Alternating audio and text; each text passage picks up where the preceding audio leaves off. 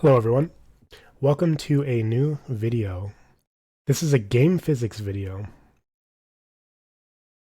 This project here is using the actual real-life physics of a longbow and applying it to a video game. Let's take a shot real quick.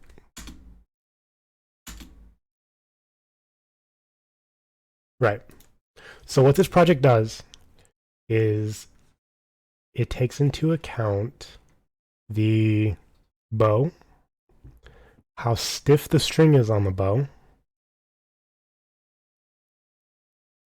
how far you draw back that string. It takes into account how heavy the arrow is, the angle at which you shoot, and it uses those to calculate the velocity of the arrow, the elastic potential of the string, the force required to pull the bow, the distance it travels. So, one thing I also added here is changing the angle and displacement of the arrow based on mouse movement. And you may actually kind of realize, if you've played old school Flash games, what this system kind of mimics. Bowman. And so, let's take a look at the debug. So up at the top here you see the debug. We're going to apply it. We're going to shoot.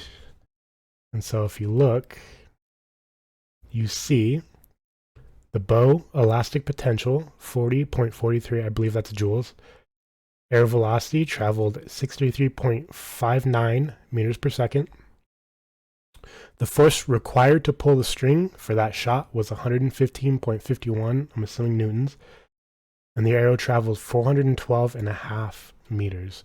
And then we scroll down, we see at 0.2 seconds, it traveled 8.9.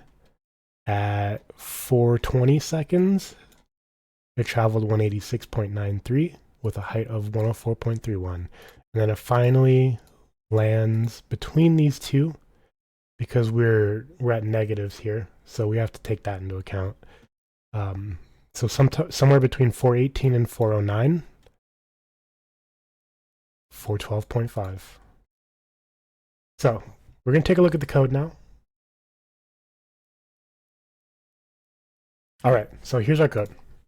First, for defining pi, I think this was not really even necessary because I did a test program for the drag and drop and pi was already defined, but we did it anyways.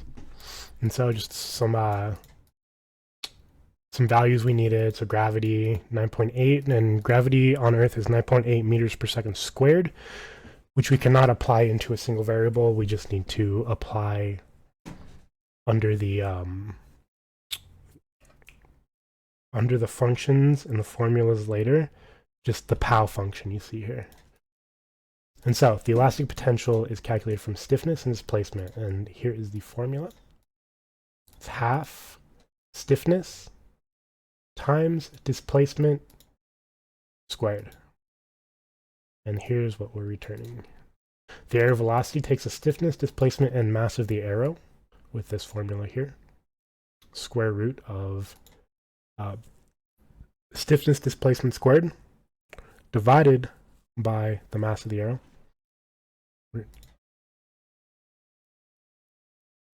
String force required takes stiffness and displacement, and it returns force. And then calculating the range, you need velocity, you need angle degrees. Convert those to angle radians using pi divided by 180. Angle degrees times pi divided by 180. And then the range, here's the formula. It's velocity squared. Taking angle radians and gravity here. And we're returning range. And then calculating the horizontal and vertical distance, we use these two formulas here.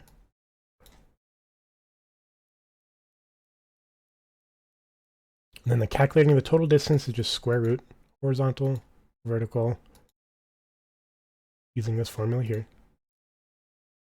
And then for tracking the arrow, we are inputting velocity, angle, time, and these are angle and time are references, taken the arrow destination, bow destination, and scale.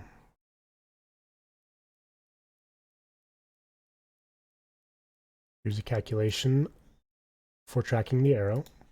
This here just updates the arrow destination based on the bow destination. This just resets the arrow. Here's the actual calculations we need right here. Calculate horizontal, those functions we created earlier, horizontal and vertical, applying the variables we need, multiplying it by scale, just so that the arc travels based off the scale of every single thing in the game. Just scale factor, how big the bow is, how big the dummy is, etc. And we're updating the arrow destination based off of bow destination, plus these two floats that we created here to track horizontal and vertical. This is the arrow path. And then if debug is enabled, we're going to print out the timescale that you saw earlier. And then if arrow destination goes below where the bow currently is, that's at 500, shooting equals false. Then we're going to print results. This is a function we call later. This is that on top of everything that gives you the exact correct elastic potential, velocity, force required, and arrow distance. We're going to create some variables here. This is the point A and point B I created for the drag and release for angle and string displacement. Initializing the window. This is our scale factor. This is the size of the bow. Is drawing, if we're drawing the bow. This is the bow texture requirements, arrow texture requirements, dummy texture requirements. This is for animation of the dummy. This is the dummy animation requirements continued. And then target hit to flag whether to do the animation when the target gets hit. 60 FPS, standard.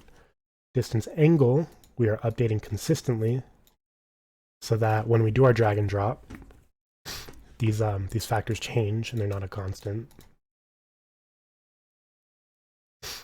Now, if is key space and you're not shooting, this is to do debug.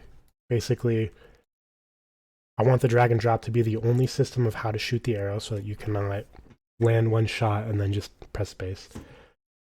But this is the system here. So after we shoot, we're calculating velocity, elastic potential, force required, and arrow distance.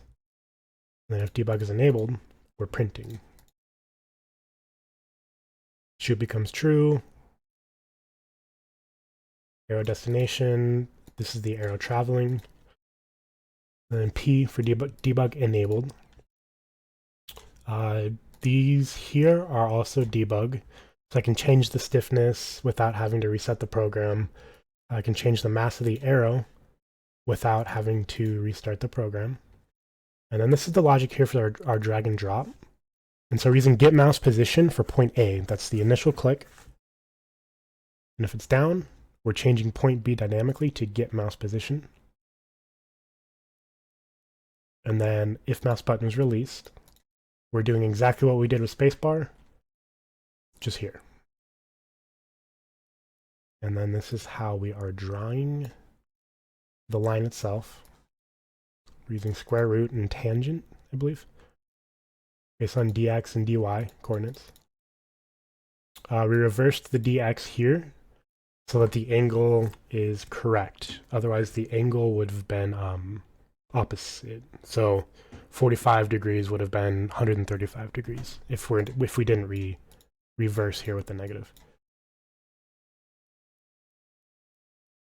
Drawing all of our textures.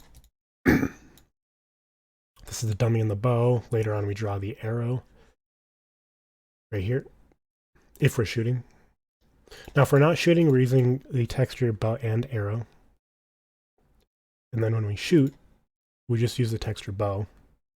And that just gives us the animation of the arrow leaving the bow and the string not being displaced anymore. And then we're checking collision recs. If target hit equals true, we're running our animation for the dummy and then resetting. And then this is the actual drawing of the lines when we hold down the left click. And then unloading textures, so our memory is correctly handled. So, thank you for watching. Hope you all enjoyed. Take care and see you in the next physics video.